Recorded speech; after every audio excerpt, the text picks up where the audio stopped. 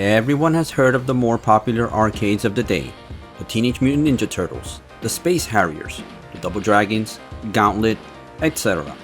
I could go on, but you get the idea. However, for every popular title are many more that flew under the radar. So for this video, I'm going to mention one popular game and then point out a less popular title of that same genre. Grab a drink and let's get started.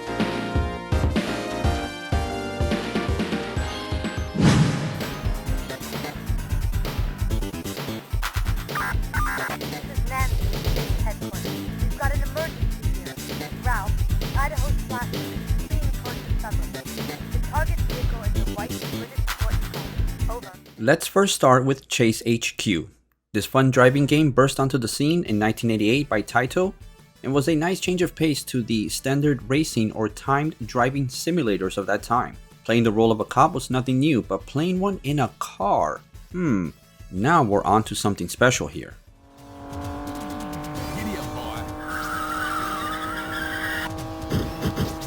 This game has you playing as a cop who, along with his partner, drive around a very expensive Porsche 928 and ramming this very expensive vehicle into other cars that criminals are driving.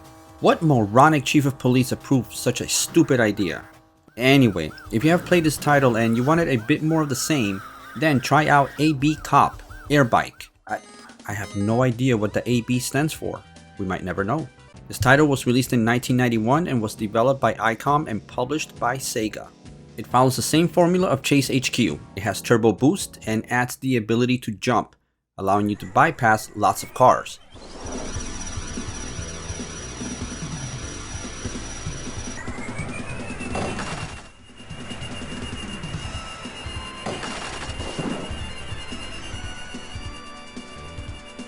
The end boss also introduces a new feature in that you are attacked and must outmaneuver projectiles. Unlike Chase HQ, which was ported over to pretty much everything, AB Cop as of this video in 2025 has never been ported anywhere. So unless you have a time machine, you have no way to enjoy this title. And if for some reason you are one of those gamers that feels like those games are just a little bit too retro for you and you require a little more 3D in your game, then look no further than Tokyo Cop.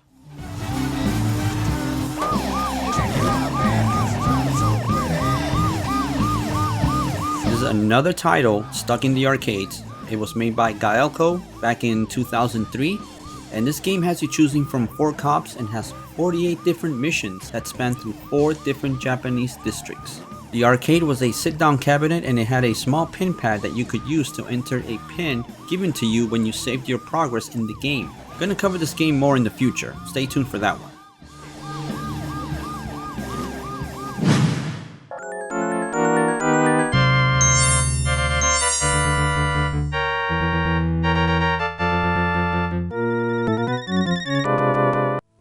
Ghouls 'n Ghosts is one of my favorite action platformers of that time. It was released in 1988 by Capcom as a sequel to Ghosts 'n Goblins. It got a pretty good port on the Genesis and an even better one on the Super Graphics, but let's be honest, who owned those Super Graphics? I really want to know who. This port was also a big inspiration for this next title while it was under development. Gaelco, the same developers of Tokyo Cop, made this title in 1991. It is a side-scrolling action platformer where you play as a pharaoh on a quest to save his wife from the Egyptian gods. The game only has 3 levels divided into 3 sections each. It is a very short game, but it has some interesting gameplay mechanics. You use a sword on the first stage, but then you find yourself using a wand of some type in the second stage, followed by a boomerang on level 3. You will also find you can interact with certain objects throughout the level, and some of them have multiple planes, adding a little bit of depth to the scenery. I found this a nice addition to the regular action platformer, especially on an arcade. While it doesn't feel as smooth or polished as Ghouls 'n Ghosts, it still deserves a playthrough and is a nice change of pacing with its Egyptian setting. Now, is it me or does this guy here look like Karnov? Big Karnak was never released for a home console. In fact, it was stuck in the arcades until 2022, when it was released as part of a compilation of Gaelco titles for the Evercade. Try it out if you get a chance, it's a pretty decent title.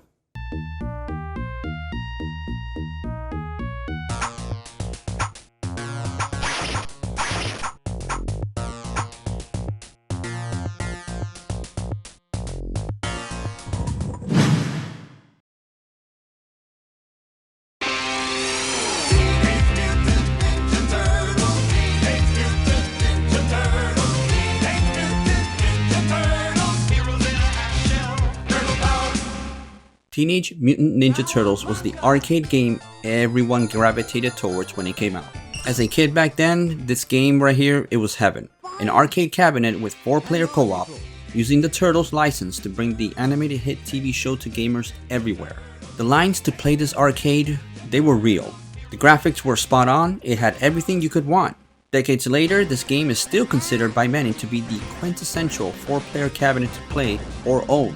May I interest you in some Shadow Force though?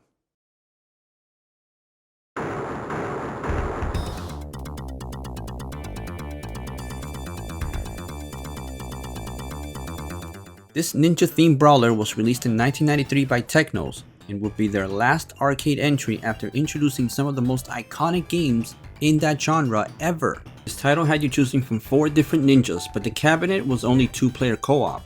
To make up for this, however, this game introduced a very interesting gameplay mechanic. You could transfer your essence or soul into nearby weak enemies and take full control of their weapons and abilities. This alone adds a huge deal of replayability to the game that was not normally seen in other brawlers. The levels are very detailed and colorful, and is a pretty solid beat 'em up for any fan out there of that genre. I highly recommend this title, try it out.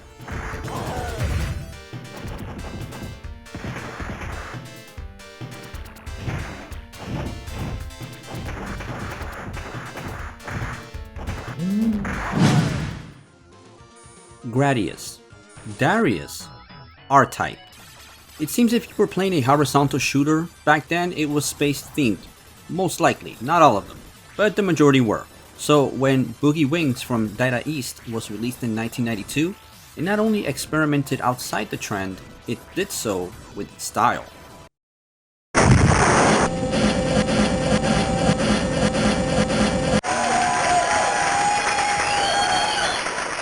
Now, when I first played this title, I was blown away at the pacing of the game and the mechanics. There are a total of 6 stages, with you being able to choose your next stage after playing the first one. You pilot a plane with a hook attached to it. After dropping the bomb that is attached to that hook, you can use that to hook enemies, objects, and even animals, which you can then toss as a weapon. But wait, there's actually more. If your plane gets destroyed, you will jump out and continue to blast away on foot. You can shoot, jump, and even grab and throw objects. But wait, there's more! You can also jump into other vehicles or even animals to use as a transport. If you play with a friend, he can pick you up and your vehicle to continue your onslaught in the air. All of this for only $29.95! Okay, calm down. This right here has got to be one of the craziest arcade games I have ever seen, especially in that genre. And all of this with a colorful and highly detailed World War I theme that I found to be, again, a nice change of pace from the standard space-themed shooters of the time. This is another great arcade title that has never gotten a console release as of 2025. And that right there is a shame.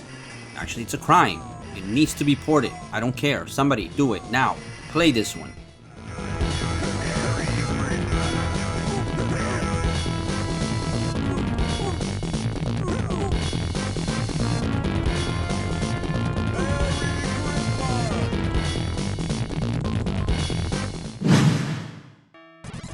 There were many overhead shooters as well. Raiden was one of the popular ones I grew up with, and it got ported to so many consoles and computers of that time.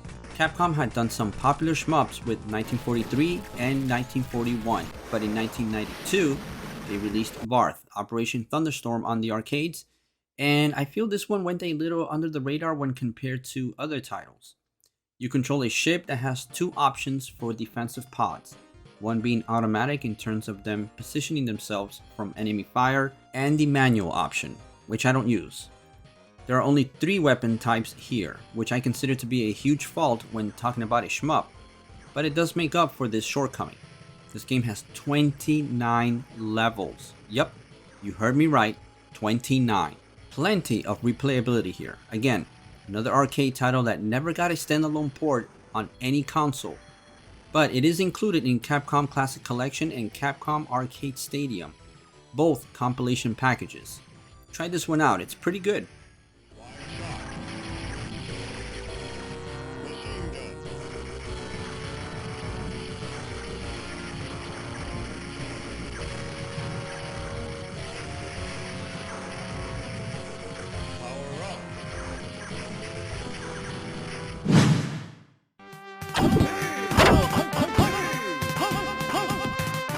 When Street Fighter debuted in the arcade scene, it was not good. It was bad, actually, real bad. So the team at Capcom went back to the drawing board and came out with an idea for Street Fighter 2, but it would be a beat 'em up entitled Street Fighter 89. The result would be Final Fight, and it would become one of the most, if not the most, popular beat 'em up arcade for 89 in 1990. But have you ever tried Violent Storm? This arcade title was released in 1993, and it was developed by Konami, who themselves had some good experience making beat 'em ups in the late 80s and early 90s. The story here is just so weird.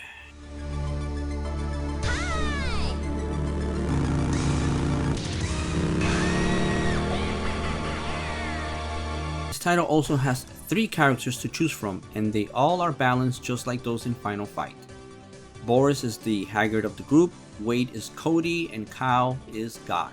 Unlike Final Fight, however, this cabinet allowed for 3-player co-op as you made your way through 7 stages of post-apocalyptic fun. Any game that starts you off with ramming your car through the enemy stage to start you off, that's just a winner in my book. Oh, did you know that this game is the last entry of the Crime Fighter series, which consisted of Crime Fighters, very first 4-player co-op cabinet, and Vendetta.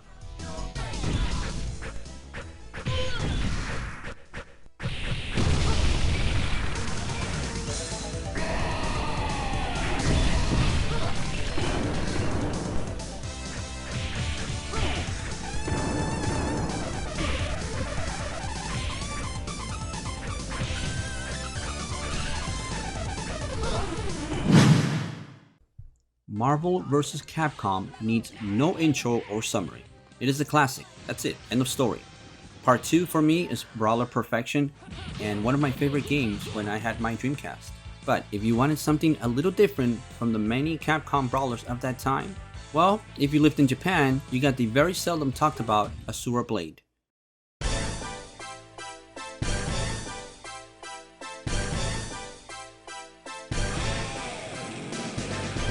This interesting fighting game and its sequel were the only 2 games made and published by a company called Fuki. I'm not gonna get into that name. It never got any sort of worldwide release, although I have heard of cabinets popping up in certain places outside of Japan, but it was a rare find. The cast here is very colorful and diverse, and could stand toe-to-toe with some of the best Capcom was making at that time. There are 8 characters to choose from, plus 2 boss characters to unlock via a cheat code. The stages here are very well detailed and very colorful. This is another arcade title that has never been ported to any console or compilation at all. But if you can find a way to play it and you are a fan of fighting games, definitely check this one out. I actually liked it a lot.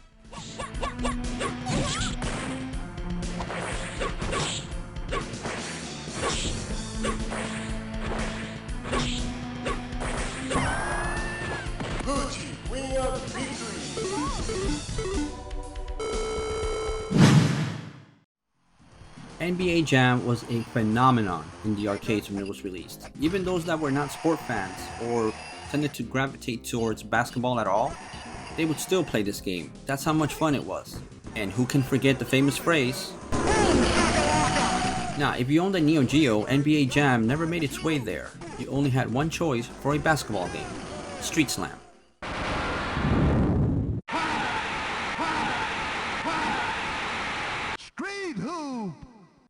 This Neo Geo title was developed by Data East and released in 1994, 1 year after NBA Jam. Clearly, they were trying to tap into that sudden uptick in basketball. This one, however, is a bit different. For one, it uses sprites versus digitized graphics. Second difference is that Street Slam is a 3-on-3 match. The European and Japanese versions let you choose from different countries, while the US version lets you choose between US cities. Courts change looks based on where you play. If you're into more arcade-like feel when it comes to sports titles, then try out Street Slam. It's a lot of fun.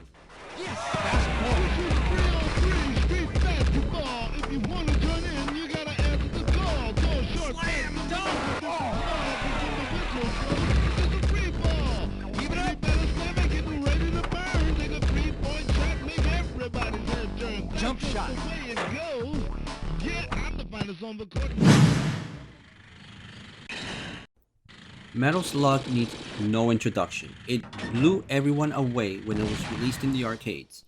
I remember seeing it for the first time in my local bowling alley called Kendall Lanes, and it was like seeing an arcade from a different reality. If you want to play a game with that same feel but with a more fantasy style setting and enemies, try out Demon Front. Demon Front. This title was developed by IGS and released in 2002. I have to look into IGS for a future video, because they made some pretty damn good games back in the day. Aside from the interesting characters to choose from, I gotta go with the monkey here. Each character has a sidekick that follows them in the battlefield. You can use him to create a force field around you for a short amount of time and can be used to unleash a super move if you hold down the fire button for a short while. You have no grenades here. Your little buddy is your additional weapon. But there are upgrades to your standard weapon, like a shotgun that will make the Doom guy proud. I love the sound of that shotgun. And an ice gun, among others. The thing I like with this game is that it lets you choose from 3 different levels to start off, giving you more replayability and not having to replay the same first level over and over. I wish more arcade games had used that feature. The animations here are really good. Not as good as Metal Slug, but the levels I feel have more colors to them, and the characters each have their own specific animals and special weapons. This one never got a console port, but it is available on the IGS arcade compilation for the Nintendo Switch. Give this one a try if you can, it's a lot of fun.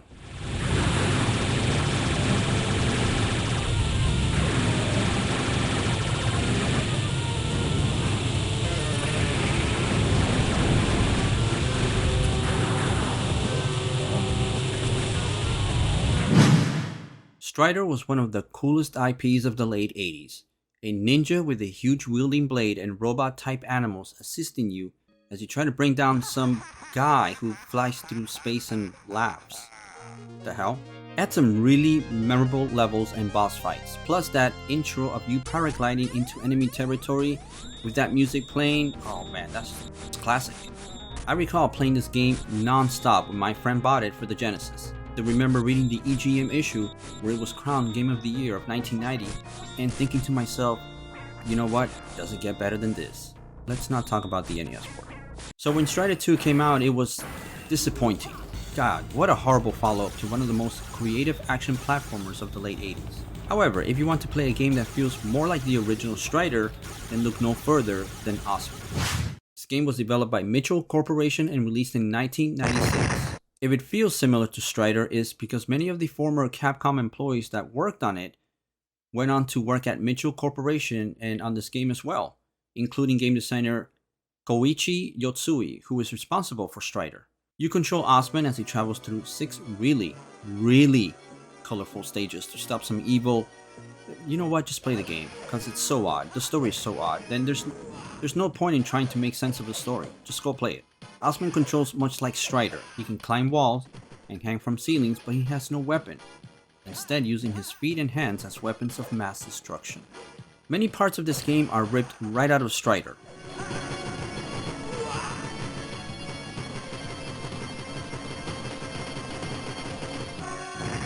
Also, the levels, they can get a little bit confusing because it has so many colors and so many details. The game just feels a little bit too distracting at times because there's just so much stuff going on the screen. If you feel like playing a game that probably showcases more colors than the human eye can detect, look no further than Osman.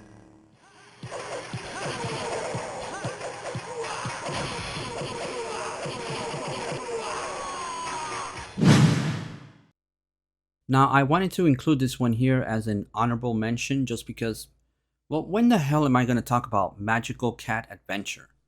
This arcade title was made by a company called Wind Techno, and it is the only game that they made. How weird is that? You just pop up out of nowhere, you make a platformer in the arcades of all places, and then you just disappear. Now, I was trying to find something good to say about this game as I played it, and that alone is difficult. Has nice graphics though. Game feels like it belongs on the Amiga actually. It has vibrant colors, a forgettable mascot, and very mediocre overall platforming gameplay. And before anyone out there asks, this game came out before PUBG. So maybe this game inspired that one? You know, I didn't get past the pirate ship level because this cat boss here, he is a pain in the... But the game does have 6 levels if you're curious enough to try them out. This title was never ported outside of the arcades ever, anywhere. Or maybe it did. Wink. So hopefully I was able to introduce a game or two you might have never heard of in this video. If you think of a game or two that would have been a better fit here, let us all know in the comment section below and see you on my next video. Until then, keep watching and keep gaming.